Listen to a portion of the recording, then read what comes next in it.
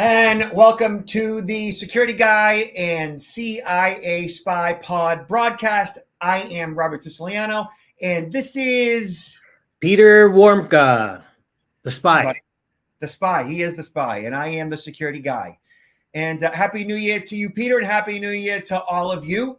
Yes, Happy New Year. Let's hope that 2003 is better than 2002, and I think it will be. Yeah, Peter, it's 2023 versus. What have I lost? I lost 20 years? Oh my gosh. Like Rip Van Winkle. Yeah. You're retired. You have you have no commitments to anything. So as far as you're concerned, it doesn't really matter what year it is. Every year in some way gets better because we learn, right? We're always learning new things. Even, whether we're reading or learning from other people or we're experiencing life, we're learning things of how we can help improve our lives and help others. We learn, we grow, and as we grow, we need to learn more as our body and our environment and everybody around us changes. The beginning of the year, end of the year, beginning of the year is when all of that often comes into play. Especially in my environment, when I have a 14-year-old and a 17-year-old, and I have a 55-year-old honey that is constantly changing, and so that's why we start out the new year with resolutions. I don't know if you have any for yourself. Some people, talk about them. I used to every year have resolutions, but unfortunately they don't last very long. And so what I decided, instead of focusing on January 1st being my day that I'm going to launch my resolutions, I find myself doing it multiple times during the year. I'm not going to wait until the first of the year to start new. I'm going to try to start every day new, right? And however I can improve something. Well, we definitely have resolutions for y'all today. And they revolve around, in this case, resolutions to fight fraud. And from our friends over at fraud.org, we have 10 New Year's resolutions to, in fact, fight fraud. So we all know the traditional New Year's resolutions: saving money, going to the gym, eating more greens, which, I do all that. And fraud.org wanted to offer some novel resolutions to ring in the new year. So first one I thoroughly agree with, and I'm fully engaged with already, and I know you are too, Peter, yes, is resolve to use multi-factor authentication. And for those of you who don't know what that is, and if you're a subscriber to this pod broadcast, you should. It's essentially when you are required to provide an additional code. You're prompted via after entering your username and your passcode in your browser, and then you might possess a key fob and or your mobile device, and you get a text message with a one-time passcode. You enter that one-time passcode, and that gets you access. That is the phone in this case. Your text message is that multi-factor, that second factor authentication. Doing that increases your security. It's amazingly. It really does. It's a simple thing, but it really enhances the security tremendously. Tenfold. I tell everyone that, all of your critical accounts, obviously banking is by default. All your social media has to have it: Twitter, Facebook, LinkedIn. And then for me in my life, Amazon, PayPal, eBay, any and all accounts that allow two-factor authentication, I immediately deploy it. And how do you set that up? Well, it's real easy to do. You do a quick Google search for, say, Gmail, right? And then TWO, FACTOR. And I even spelt it improperly, and look, it already pops up. Showing results for Gmail two-factor. And right there, turn on two-step verification at Google, support.google.com. And, there it is for my account, google.com and so forth. You can do the same thing if you search, say, for all you dinosaurs, AOL, and help.aol.com, add two-step verification. You could do it for PayPal, eBay, Amazon, you name it. It's an absolute no-brainer. And even if your password is in the hands of a criminal, they can't access your account if you have two-factor authentication set up. The only exception to that would be if they had cloned. I mean, it can happen, right? But if they clone your phone. And SIM swapping is not easy to do, although it is doable. But really, for 99.9% of the population, that's nothing to be concerned about right now. As long as you have two-factor authentication set up for your mobile account, right, then you should be pretty good there, because that will generally keep the bad guys out. I've had two-factor authentication set on my mobile account for over a decade now, and that keeps the bad guys out. And then all of your knowledge-based authentication questions you might have built into that mobile account to reset the passcode, take care of those as well, update them, make sure that they're all working functionally and so forth. And then make sure to take data breach notifications seriously. While they may seem like a nuisance, carefully reading any email or letter stating that your sensitive information appeared in a data breach may be critical to safeguarding your identity against financial harm. So very recently, just this week, I think Dark Reading talked about how 200 million Twitter email addresses, basically, part of your username, were compromised, which means that 200 million Twitter users are likely to be getting emails posing as Twitter. So if Twitter sends you out a notification that there's been a breach, then you should read through it so that you understand what the risk is in regards to that particular breach. In this case, your email was compromised in such a way where bad guys will pose as Twitter, email you and say, hey, it's time to reset your, passcode in Twitter because of this particular breach. But again, it's the bad guys sending you this email. And when they do, you're going to go to a spoofed website that looks like Twitter. Mm-hmm. Yeah, they're leveraging the trust that you have with with whatever brand it is, right? In this case, it's Twitter. It's a brand, you have trust in it, and you think it's a message automatically from them when they're leveraging that trust. Yeah, you're not verifying.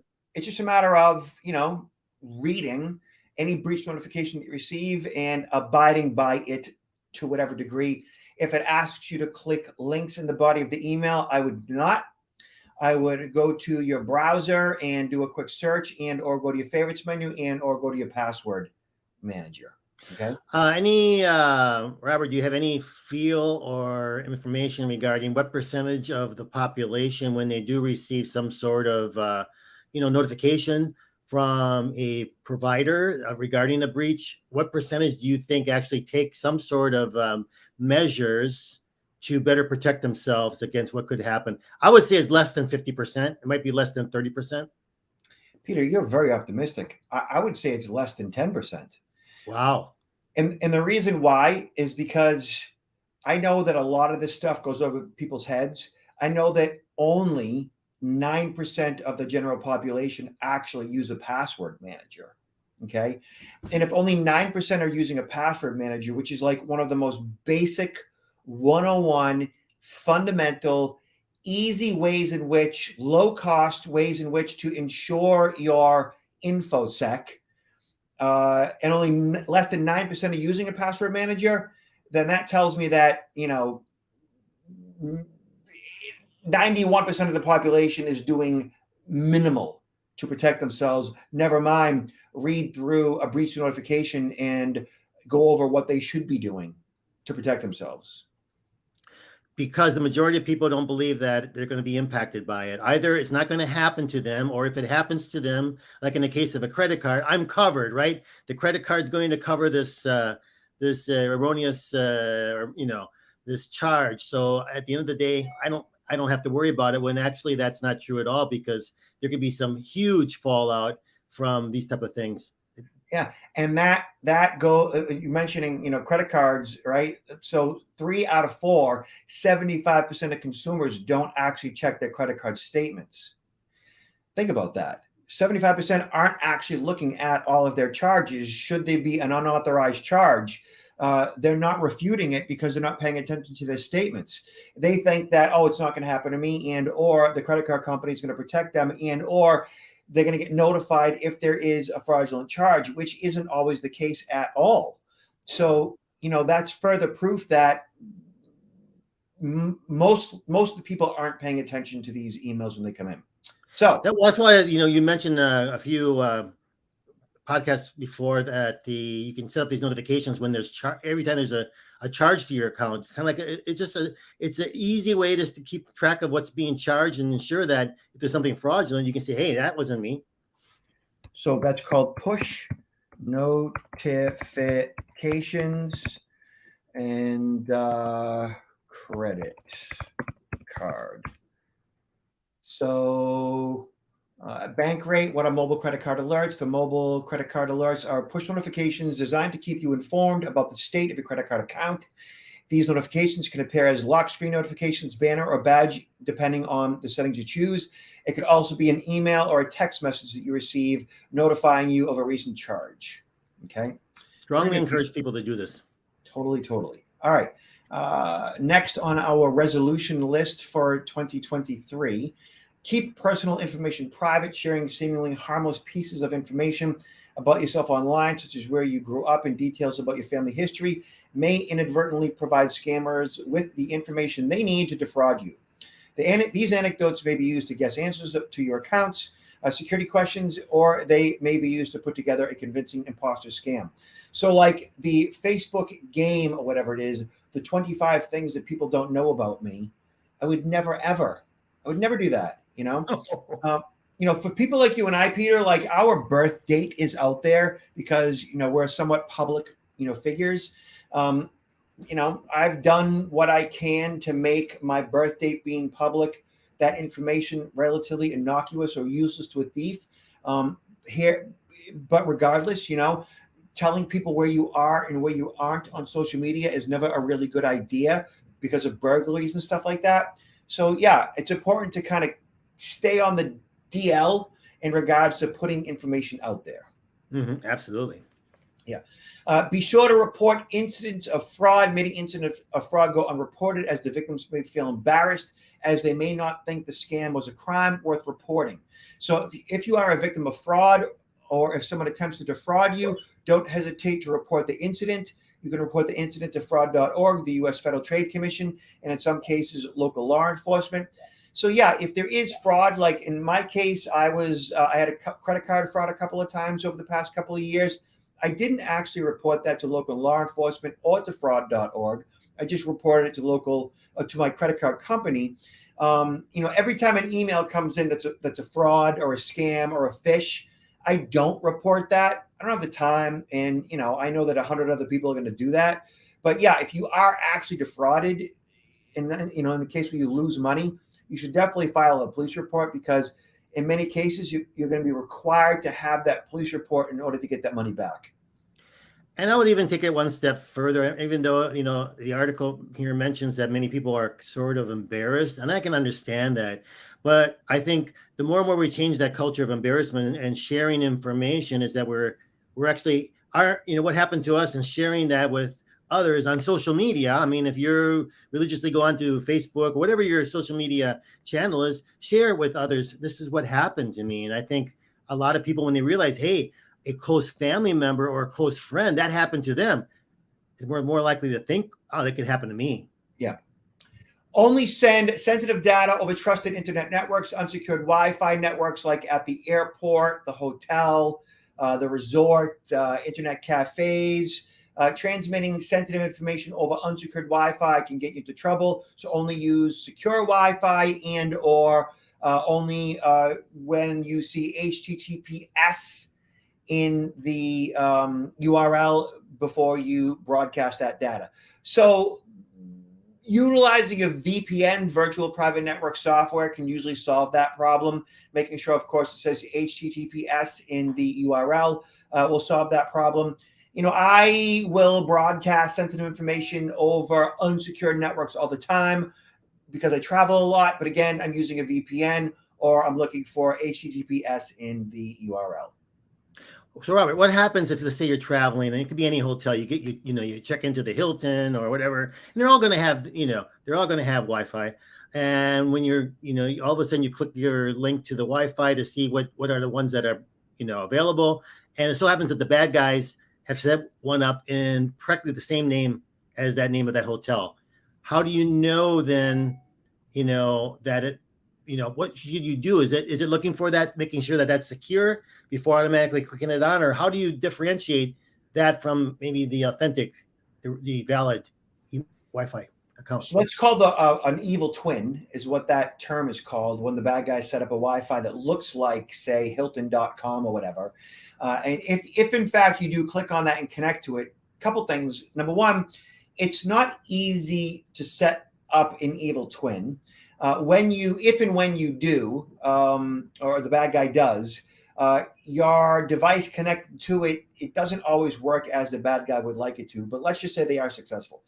If you're running a VPN, that generally should solve your problem. Knowing if it's an evil twin versus not may be impossible. But again, running that VPN should solve that issue. So as long as you do that, it doesn't matter if it's an evil twin or not. Mm-hmm. Okay. So regularly monitor your financial statements. That's a no-brainer. So I get, alerts and notifications for all of my charges. I get an electronic statement via email once a month for all of my accounts. I can log into my bank or credit card company, financial institution, whatever, daily if I want to. I can check the information on all the apps for all those accounts, PayPal, whatever, as much as I want via those apps or online access. So if you're regularly monitoring your statements is generally, once a month, but you could do it as often as you want, and you should, at a minimum, once a month. Push notifications generally solve that problem. Mm-hmm. Okay. Learn about who you are doing business with. Knowing the refund policies and guarantees of the business you're shopping with can help make informed decisions. This is especially important for digital marketplaces that facilitate the purchase of third-party products. So, Main Street America retailers are not going to appreciate what I have to say here. I do business primarily with Amazon. I'm sorry, Main Street. At this point, my wife and family, we do business at, Target and Costco. And I'm even spending more time on Amazon to buy stuff that I might normally buy at Costco and Target now, because sometimes Target doesn't have it and sometimes Costco doesn't have it. So I'm buying it on Amazon or eBay. Otherwise, third-party retailers that I might do business with, if I do business with them, I will do a search for that particular company to find out if they've had any, refund issues, return policy issues, fraud issues in the past. So I still do my due diligence with organizations that, might be new to me. Mm-hmm. Mm-hmm. That's a good practice.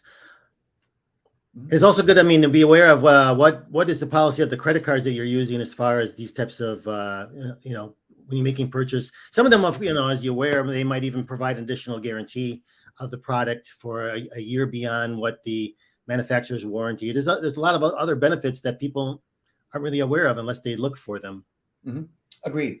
Always trust your gut. If something seems off, if something seems wrong, if something is wrong, that should be an easy one for most of us, but not all of us are paying attention to our gut.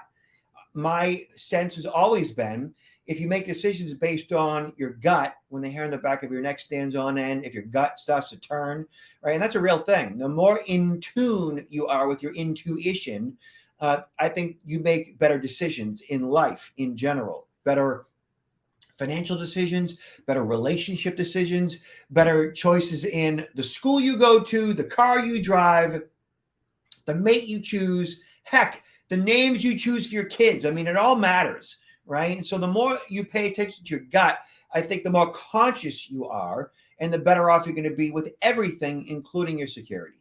I agree with you 100%. Decisions made using your gut, but also I would say where a lot of people fall into this trap of, scarcity, like, oh, this opportunity is only available first come, first serve. And there's only like two, like on Expedia, you see, and only two flights left at this price. Like, and every single one has only two. Sitting back and putting it down, sitting back and thinking, do I really need to get it now? Or let me check a few other things that I should be checking never fall into this trap of, if I don't do this right now, I'm going to lose that opportunity. Never do that. Scarcity is a buying principle that sales and marketers use. Yeah. So remember to treat fraud victims with compassion. Too often fraud is discussed within the context of blaming the victim. How could you be so stupid? So I get it, because I'm a victim advocate, and I speak to victimization all the time, every day. And even major corporations that are victimized are victims of crimes. Even in the case of Target, who has a data breach, certainly could the CISO have done a better job? Could the CTO have done a better job? Could the CIO have done a better job? Probably, but they are still a victim of a crime. A house is burglarized and they didn't lock their doors. Could that homeowner have done a better job? Yes. So do we blame the victim? Well, you say, could you have done a better job? Yes. Are you stupid? No, but you could have done a better job. In some cases, you could do the best job and still be victimized. So people who fall for scams like romance scams, they are swindled and they wire thousands of dollars. Are they stupid? Are they gullible? Are they vulnerable? Not necessarily. They are just human. They have a heart and they're lonely. So I think if we look at victims of scams and then look at ourselves and say, how might I be vulnerable to this particular or any scam for that matter? We put our defenses up. We pay that much more attention. Every time an email comes in, a phone call is received, a text message comes in, every time we are solicited via a chat or an instant message on Facebook, Plenty of Fish, Match.com, whatever it might be, Mm-hmm. No, it's a very good point. We all, to a certain extent, are vulnerable, and we just got to try to make sure that we reduce our vulnerabilities. And in fact, if nobody would report any of these scams or things that have happened to them, then we wouldn't have any information at all. Robert and I wouldn't even be on this podcast because there would be nothing to talk about right? So it's really important that people do try to keep, each other informed, even if they feel a little bit of embarrassed. They shouldn't feel embarrassed. It's a means of really trying to help all of us learn about what's the latest type of scam that's out there and what we should be looking for. Yeah. So Peter, generally we, hit upon like 3 to 5 topics during the pod broadcast. Today, we spent a lot of time talking about New Year's resolutions, but I wanted to finish off by talking about jugging. Okay. Oh, that's something else. Yeah. Peter, this is nuts. New crime trend, jugging, and this is awful. So it's targeting the distracted and elderly, with the police warning about it from Alabama to California. Okay. The big picture, jugging involves thieves staking out unsuspecting victims at banks or retail stores before following and robbing them while they're juggling smartphones and car keys and packages and bags in parking lots or at home. Jugging is creating anxiety in some cities amid rising violent crime, and certainly as many police departments fail to report the crime to the FBI via Axios. So suspected juggers also walk malls and computer stores to scout for large purchases. Jugging can occur in a parking lot after being followed home. Jugging can also take place if the victim leaves the car for a bit or for a bite to eat, and the juggers steal the money or a new laptop by breaking the windows in the vehicle. Okay.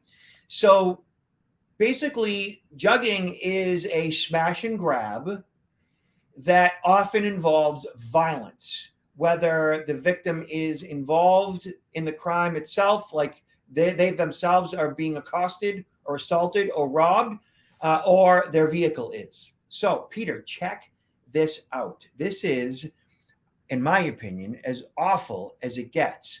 So this is Houston police, right? They have some security cameras, robbery by force, jugging in front of a convenience store. I do believe that this particular victim was taking money out of the ATM. Now watch this, right? Watch this video. Hold on. Bad guy's getting out of the car, right? Boom. Wow. Look at this. Oh man, that is awful. This is the convenience store guy coming out, going after them, right? Look at this. Oh man, they're both fighting. No weapon involved as far as I can see. Guy's coming back, scooping up the money. Look at that. Oh my God, look at that. Look at them. They have masks on, don't they? Yeah. Look at that. Both getting into the back seat of the car.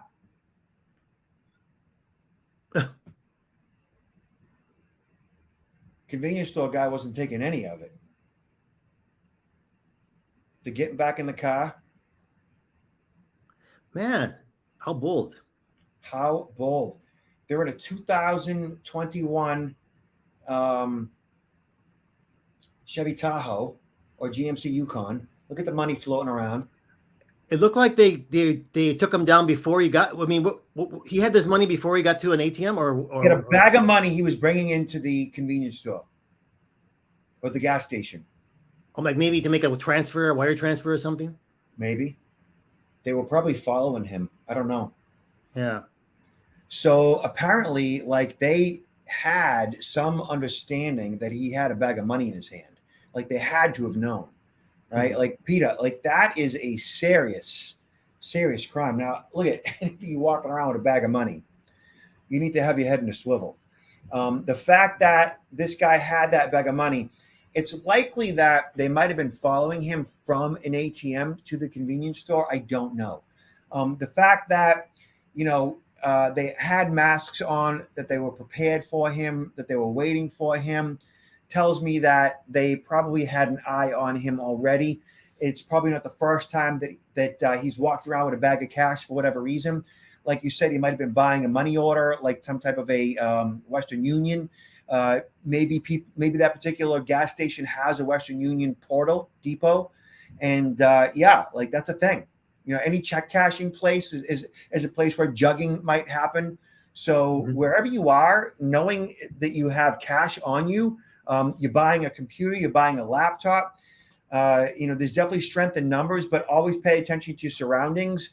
And in this case, they fought the bad guys off. I don't necessarily recommend that due to the fact that if they had a weapon, that could have been fatal. Over what? Cash? Mm-hmm. I mean, just think about it. It's easy to set up on someone and watch them take out money from an ATM. You can tell if someone is taking out money or maybe depositing checks, or even if you're going into a bank and you're sitting in the teller line. I mean, there can be people that can be watching what you're doing.